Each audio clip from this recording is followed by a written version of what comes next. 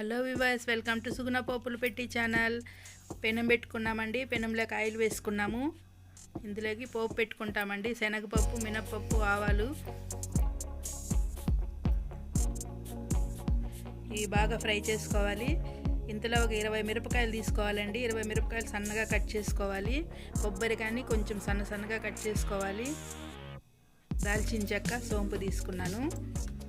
ఇవి కానీ పోపులోకి వేసుకుంటాము.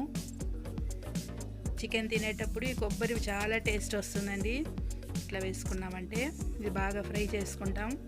మీడియంలో పెట్టి మంచిగా ఫ్రై చేసుకోండి. హై ఫ్లేమ్ పెట్టినామంటే మిరపకాయలు మాడిపోతాయి తొందరగా.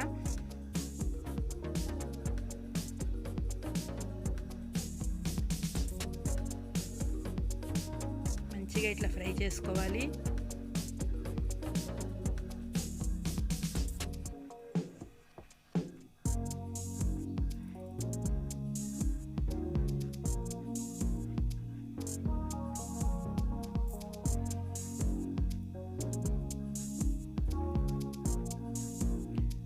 ఆనియన్స్ తీసుకున్నాండి. అవి కానీ సన్నగా కట్ చేసుకొని ఇట్లా వేసుకోవాలి. ఇవి మంచిగా ఇట్లా ఫ్రై చేసుకోవాలి. మరి బ్రౌన్ అవ్వాల్సిన అవసరం లేదండి.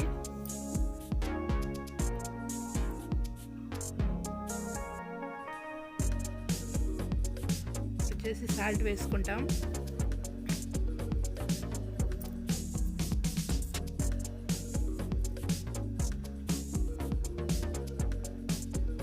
కొద్దిగా ఇప్పుడు ఈ ఆనియన్స్ ఇవి వేగడానికి సాల్ట్ వేసుకున్నాము. అల్లం వెల్లుల్లి పేస్ట్ 1 స్పూన్ వేసుకున్నాం.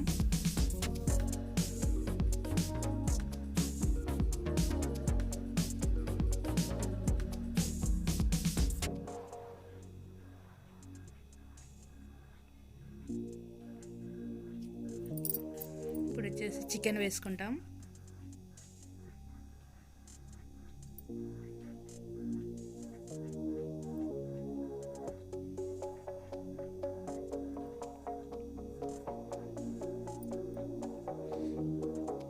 చికెన్ వేసి బాగా ఇట్లా మొత్తం కలిసేలాగా కలుపుకోవాలి.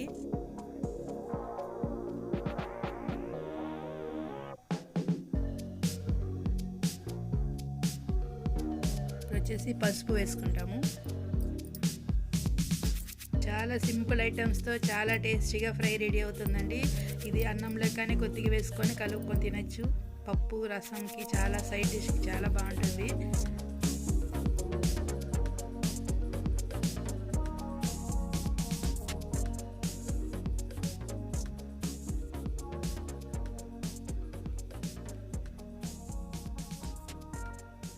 వాటర్ ఏమి వేసుకొని అవసరం లేదండి. దీన్నే బాగా ఇట్లా మూత పెట్టి సిమ్లో పెట్టి మంచిగా వెంచుకున్నామంటే బాగా ఫ్రై అయిపోతుంది. చూడండి, ఒక 15 మినిట్స్ మంచిగా వెంచుకుంటూనే ఉన్నాము. మంచిగా ఫ్రై అయిపోయింది. టేస్టీ